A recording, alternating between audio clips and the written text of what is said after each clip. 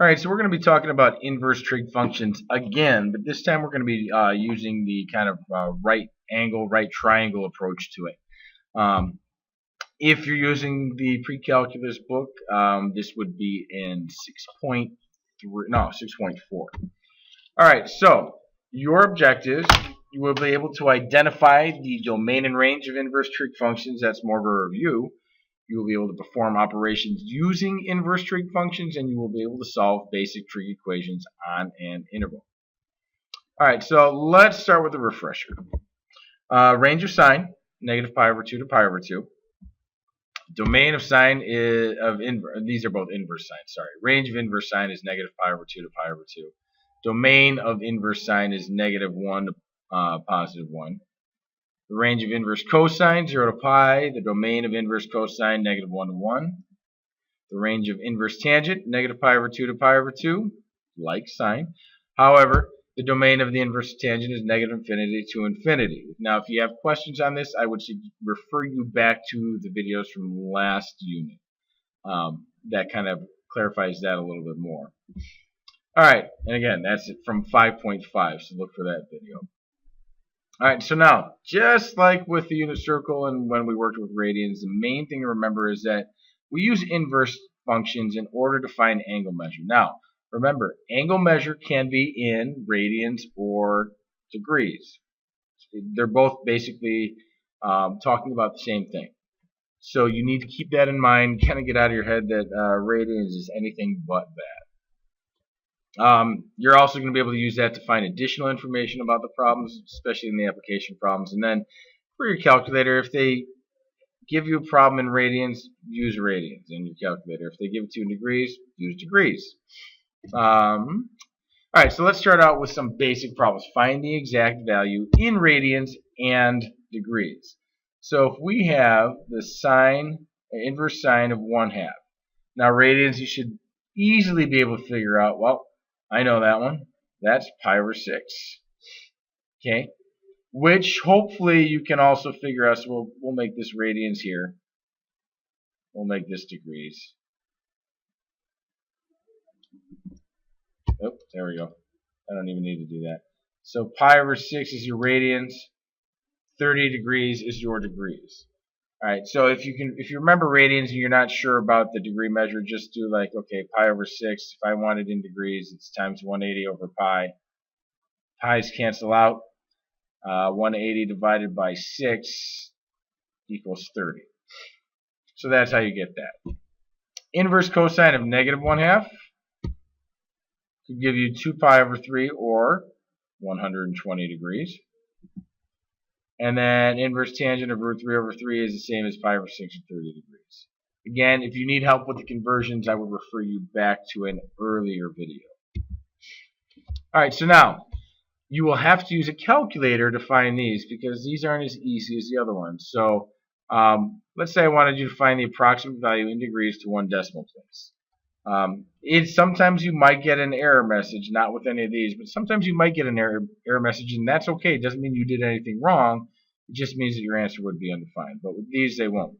So what you're going to do here is, at least on the TI-84, you would hit your second key. So your second key plus, and then like for here, we would use sine, because if you look above it, you'll see above it, it says that. So that means inverse sine. And then you would type in parentheses 1 over 3, which would give you about 19.5 degrees. If it doesn't, then you're not in degrees. Same with tangent. You get negative 76 degrees. Because again, remember the restrictions on inverse. And then cosine would give you about 138.6 degrees. So all these answers were gotten just by, for example, this one, second button plus the cosine button. Okay, and then you would, on your calculator screen, it would say something like this. And you just type in negative 0.75, close parentheses, enter, and that spits out this number here. Okay, pretty straightforward stuff, especially on the calculator. Now, to solve for an angle in a right triangle, You set it up just like you would any other trig problem, with the exception that exception being that you don't know the angle. So what you do is once you have it set up, and that's only so that you use the right trig function. So you would just have to imagine that one of the sides you know, you don't know. And then from there, you're going to use the inverse function to determine the missing angle and possibly additional pieces of information as it relates to the problem. So for example, find the angle theta in degrees rounded to 1 decimal. So I would use, because here's my angle measure and I know my opposite is right there and I know my hypotenuse. So what trig function uses opposite and hypotenuse? Well, that would be sine. So I'd set it up as sine of theta equals 7 over 18, opposite over hypotenuse. Now, yes, on your calculator it's going to be really easy, but just so you understand why this works the way that it does. So what happens is we need to get rid of sine because what we're trying to find is just the angle measure. And we've got sine attached to it right now, much like when you have a coefficient and a variable. So to get rid of it, we use the inverse operation because, like, for example, if you had like 3x equals 12, this 3 would be like your sine, this x would be like theta. How do I get rid of this 3? I do the inverse operation. Since this is 3 times x, I divide. Okay, the inverse operation for sine is just multiplying by inverse sine. It's that simple. So then these end up canceling out, and you're left with theta equals inverse sine times 7 over 18, which when you put it in your calculator gives you about 22.9 degrees. Alright, now next we need to find all angles between 0 degrees and 180 degrees. So this is important for a couple reasons. And we need to satisfy the given equation. The reason this is important is they have these degree measures, so we know that we want our answer in degrees. They're also restricting our answers to just being between 0 and 180. So yes, you are going to use inverse sine here. However, the restrictions on inverse sine don't apply. You're just going to use it to find the angle. So, for example, sine of theta equals root 3 over 2. We'd use inverse sine to determine that theta equals 60 degrees. Okay, and you can do that without a calculator. You don't need a calculator to do that. So that's going to give you that reference angle right here. I know that's not the scale, but you get the idea.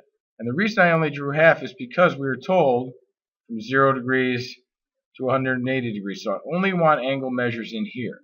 Now, I'm being asked to say when is this sine, the sine of what angle is root 3 over 2. So that would be like right there, because we're talking about y values, because sine is your y value. Well, it also happens over here. And again, I did a bad job of drawing this. It doesn't exactly look right. So if this is 60 degrees, this angle is 60 degrees. I just can't add 60 and 60. It's going to look like I can, but what I'm actually doing is 180 minus 60. And that's what gives us the 120, not adding 60 together twice. So our answer would be 60 degrees and 120. Now, we do cosine theta equals 0.8. Can't do this without a calculator. So we would just type in inverse cosine 0.8 and we would get 36.9 degrees spit back out at us. Now, do we have a second degree measure here like we did with sine? Cosine's negative in the second quadrant because remember we're talking between 0 and 180 if we're looking at the unit circle. Now, cosine, everything's positive over here, but cosine is negative in this quadrant. This isn't negative 0.8, it's positive 0.8. So which is right there. So that would only be 36.9 degrees. There wouldn't be a second one because cosine is only positive in the first quadrant between 0 and 180. Alright, last and not least is our third example, which is an application problem. We have a 40-foot ladder leaning against a building. The base of the ladder is 6 feet from the base of the building, and we want to know the angle in degrees formed by the ladder and the building. So if you get kind of confused on where you should put the angle measure that you're trying to find. This one says basically the angle is going to be made up by the ladder and the building. So we have a picture. I always like to have a picture because that helps me visualize it. So there's my building, there's my ladder. Okay, I know my ladder is 40 feet. Okay. And I know that it's 6 feet from the building. Alright, now it says that the angle formed by the ladder and the building. So here's the ladder. This isn't the building, this is the ground, so that can't be the angle. This is the ground and the building, so that can't be the angle. But if I look up here, here's the ladder, here's the building, so this is the angle I'm trying to find. Alright, so what function am I going to use? I'm going to use sine, because I know my opposite and my hypotenuse. So sine of theta equals 6 over 40. So we use inverse sine to find that. Theta equals about 8.6 degrees. Now before we end this, I just want to say we could take this one step further and ask how high this is right here. We could say, what is the point where the ladder touches the building? How high up on the building is that? You could either use the Pythagorean theorem to answer that question, or you could say, well, this is my adjacent side, so I've got, now that I know that this is 8.6 degrees, I could say, well, okay, so I have a degree measure, I have an adjacent side, I also have a hypotenuse, and an opposite side, so I could use tangent, or I could use cosine to find that. So there's a number of different ways you can find it. But that's it. If you guys have any other questions, please feel free to email me, leave a comment, whatever. All right, have a good one.